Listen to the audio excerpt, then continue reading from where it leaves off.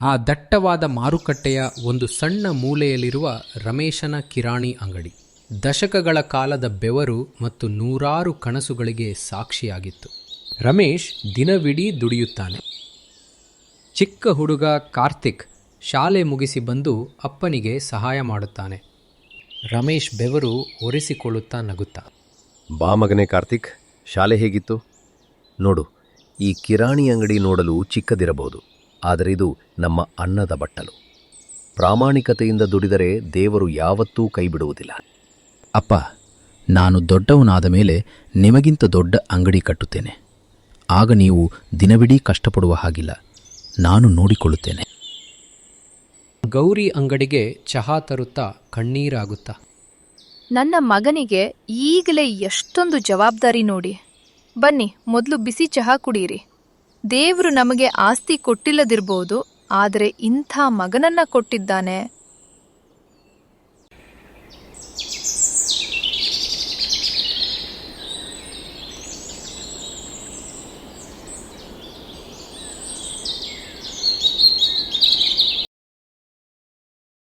ವರ್ಷಗಳು ಉರುಳುತ್ತವೆ. ಕಾರ್ತಿಕ್ ಈಗ 25 ವರ್ಷದ ಯುವಕ. ರಮೇಶ್ಗೆ ವಯಸ್ಸಾಗಿದೆ. ಅಸ್ತಮಾ ಕಾಯಿಲೆ ಕಾಡುತ್ತಿದೆ. ಅಂಗಡಿಯಲ್ಲಿ ವ್ಯಾಪಾರ ಸ್ವಲ್ಪ ಕಡಿಮೆಯಾಗಿದೆ.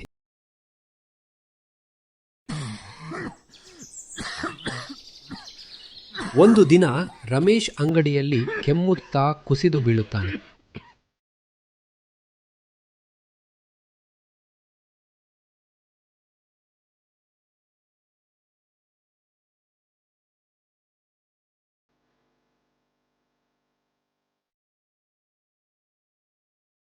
ಅಪ್ಪ, ಅಪ್ಪ, ಏನಾಯ್ತು?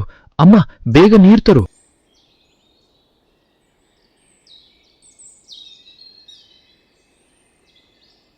ಏನಿಲ್ಲ ಮಗನೇ, ವಯಸ್ಸಾಯ್ತಲ್ಲ, ಈ ದೇಹ ಈಗ ಹಿಂದಿನಂತೆ ಸಾಥ್ ಕೊಡ್ತಿಲ್ಲ. ನಾಳೆಯಿಂದ ಅಂಗಡಿ ಯಾರು ತೆರೀತಾರೋ? ಅಪ್ಪ, ದಯವಿಟ್ಟು ಸುಮ್ಮನಿರಿ.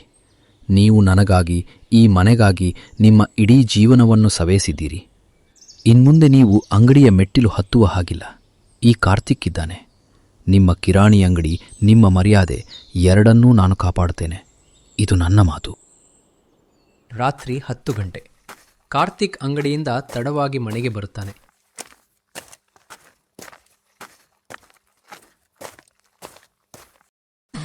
ಮುಖದಲ್ಲಿ ಸುಸ್ತು ಮತ್ತು ಹತಾಶೆ ಎದ್ದು ಕಾಣುತ್ತಿದೆ. ರಮೇಶ್ ಕುರ್ಚಿಯ ಮೇಲೆ ಕುಳಿತು ಕೆಮ್ಮುತ್ತಿದ್ದಾರೆ.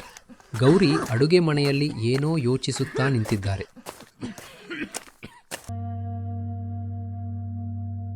ಗೌರಿ ಕಾರ್ತಿಕ್ನ ಮುಖ ನೋಡಿ ಆತಂಕದಿಂದ, ಬಾ ಮಗನೇ, ತುಂಬಾ ತಡವಾಯ್ತು. ಮುಖವೇಕೆ ಹೀಗೆ ಬಾಡಿದೆ? ಸರಿಯಾಗಿ ವ್ಯಾಪಾರವಾಗ್ಲಿಲ್ವಾ ಇವತ್ತು? ಇಲ್ಲ ಅಮ್ಮ, ಪಕ್ಕದ ಬೀದಿಯಲ್ಲಿ ಆ ದೊಡ್ಡ ಸೂಪರ್ ಮಾರ್ಕೆಟ್ ಬಂದಾಗಿನಿಂದ ನಮ್ಮ ಹಳೆಯ ಗ್ರಾಹಕರು ಅಲ್ಲಿಗೇ ಹೋಗುತ್ತಿದ್ದಾರೆ. ಇಂದು ಕೇವಲ 500 ರೂಪಾಯಿ ವ್ಯಾಪಾರವಾಗಿದೆ. ಇತ್ತ ಗ್ಯಾಸ್ ಬಿಲ್ ಕಟ್ಟಬೇಕು, ಅಪ್ಪನಿಗೆ ಹೊಸ ಮಾತ್ರೆಗಳನ್ನು ತರಬೇಕು. ಹೇಗೆ ಮಾಡಲಿ ಅಂತ ತಿಳಿಯುತ್ತಿಲ್ಲ. ಮಗನೇ ಕಾರ್ತಿಕ್, ಹತ್ತಿರ ಬಾ, ನನ್ನ ಹತ್ತಿರ ಕುಳಿತುಕೋ. ಈ ಕಿರಾಣಿ ಅಂಗಡಿ ಕೇವಲ ವ್ಯಾಪಾರವಲ್ಲ, ಇದು ಒಂದು ತಪಸ್ಸು. ಏರಿಳಿತಗಳು ಸಹಜ, ಆದರೆ ಮನುಷ್ಯ ಸೋಲಬಾರದು. ಅಪ್ಪ, ಸಮಾಧಾನದಿಂದ ಹೊಟ್ಟೆ ತುಂಬುವುದಿಲ್ಲ. ನಿಮ್ಮ ಆಪರೇಷನ್ ಬಾಕಿ ಇದೆ, ಮನೆಯ ಬಾಡಿಗೆ ಬಾಕಿ ಇದೆ. ನಿಮ್ಮ ಪ್ರಾಮಾಣಿಕತೆಯಿಂದ ನಾವು ಇವತ್ತು ಈ ಸ್ಥಿತಿಯಲ್ಲಿದ್ದೇವೆ. ನೀವು ದುಡಿದಿದ್ದೆಲ್ಲ ಜನರಿಗೆ ಉದಾರವಾಗಿ ಸಾಲ ಕೊಡುವುದರಲ್ಲೇ ಹೋಯಿತು. ಈಗ ನಮಗೆ ಸಹಾಯ ಮಾಡಲು ಯಾರೂ ಇಲ್ಲ. ಮನೆಯಲ್ಲಿ ಒಂದು ಕ್ಷಣ ಮೌನ ಆವರಿಸುತ್ತದೆ. ಕಾರ್ತಿಕ್ ತನ್ನ ಮಾತಿನಿಂದ ಅಪ್ಪನಿಗೆ ನೋವಾಯಿತೆಂದು ಅರಿತು ತಲೆ ತಗ್ಗಿಸುತ್ತಾನೆ. ನಿಜ ಮಗನೇ, ನಾನು ನಿನಗೆ ಬ್ಯಾಂಕ್ ಬ್ಯಾಲೆನ್ಸ್ ಬಿಟ್ಟು ಹೋಗುತ್ತಿಲ್ಲ. ಆದರೆ ನೋಡು, ಇವತ್ತು ನೀನು ಅಂಗಡಿ ಮುಂದೆ ನಿಂತರೆ ಜನ ಇವನು ರಮೇಶಣ್ಣನ ಮಗ ಎಂದು ಗೌರವದಿಂದ ನೋಡ್ತಾರೆ. ಆ ನಂಬಿಕೆಯೇ ನಿನ್ನ ಬಂಡವಾಳ. ಆ ದೊಡ್ಡ ಮಾಲ್ಗಳಲ್ಲಿ ಸಾಲ ಸಿಗುವುದಿಲ್ಲ, ಪ್ರೀತಿಯೂ ಸಿಗುವುದಿಲ್ಲ. ನಮ್ಮ ಹತ್ತಿರ ಆ ಎರಡೂ ಇದೆ. ಈಗೋ ನೋಡು ಕಾರ್ತಿಕ್, ಈ ಚರ್ಚೆ ಸಾಕು. ಈ ಬಳೆಗಳನ್ನ ತಗೊಂಡು ಹೋಗಿ ನಾಳೆ ಅಡ ಇಡು ಅಥವಾ ಮಾರಿಬಿಡು.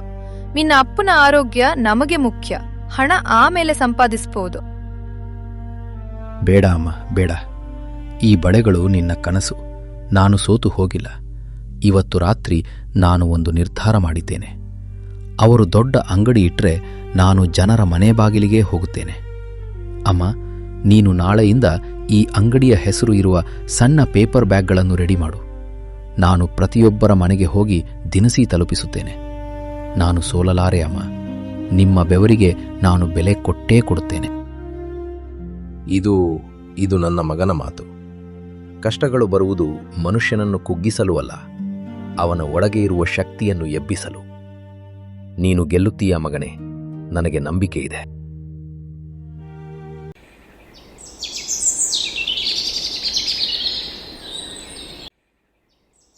ಕಾರ್ತಿಕ್ ಅಂಗಡಿಯ ವ್ಯವಸ್ಥೆಯನ್ನು ಬದಲಾಯಿಸುತ್ತಾನೆ. ವಾಟ್ಸ್ಆ್ಯಪ್ ಮೂಲಕ ಆರ್ಡರ್ ತೆಗೆದುಕೊಳ್ಳುವುದು,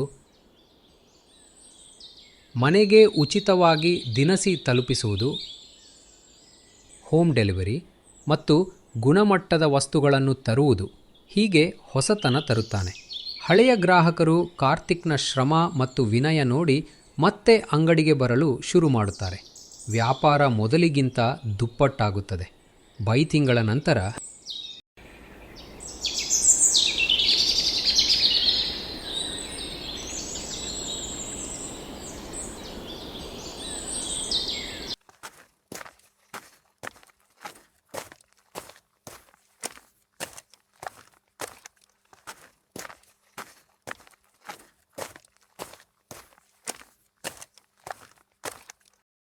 ಕಾರ್ತಿಕ್, ನನ್ನ ಚಿಕ್ಕ ಕಿರಾಣಿ ಅಂಗಡಿಯನ್ನು ನೀನು ಇಷ್ಟೊಂದು ಬೆಳೆಸಿದ್ಯಾ. ನನ್ನಿಂದ ನಿನಗೆ ಏನೂ ಆಸ್ತಿ ಕೊಡಲಾಗಲಿಲ್ಲ ಎಂದು ಕೊರಗುತ್ತಿದ್ದೆ. ಆದರೆ ನೀನು ನನ್ನ ಬೆವರನ್ನೇ ಆಸ್ತಿಯಾಗಿ ಬದಲಾಯಿಸಿದೆ. ಅಪ್ಪ, ನೀವು ನನಗೆ ದುಡ್ಡಿನ ಆಸ್ತಿ ಕೊಡಲಿಲ್ಲಲ್ಲ ನಿಜ, ಆದರೆ ಪ್ರಾಮಾಣಿಕತೆ ಮತ್ತು ಕಠಿಣ ಶ್ರಮ ಎಂಬ ಅತಿದೊಡ್ಡ ಆಸ್ತಿ ಕೊಟ್ಟಿದ್ದೀರಿ.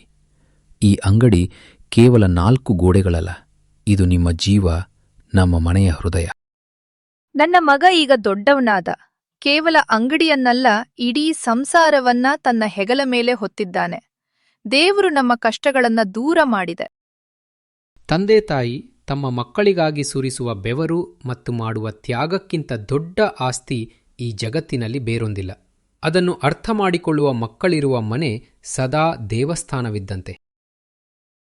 ನಿಮಗೆ ಈ ಕತೆ ಇಷ್ಟವಾಗಿದ್ದರೆ ಲೈಕ್ ಮಾಡಿ, ನಿಮ್ಮ ಸ್ನೇಹಿತರೊಂದಿಗೆ ಶೇರ್ ಮಾಡಿ ಮತ್ತು ನಿಮ್ಮ ಅಭಿಪ್ರಾಯವನ್ನು ಕಮೆಂಟ್ನಲ್ಲಿ ತಿಳಿಸಿ.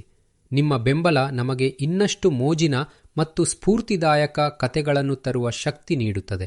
ಆದ್ದರಿಂದ ಸಬ್ಸ್ಕ್ರೈಬ್ ಮಾಡುವ ಮೂಲಕ ನಮಗೆ ಇನ್ನಷ್ಟು ಶ್ರಮಿಸುವ ಉತ್ಸಾಹ ನೀಡಿ. ವೀಕ್ಷಿಸಿದ್ದಕ್ಕಾಗಿ ಧನ್ಯವಾದಗಳು.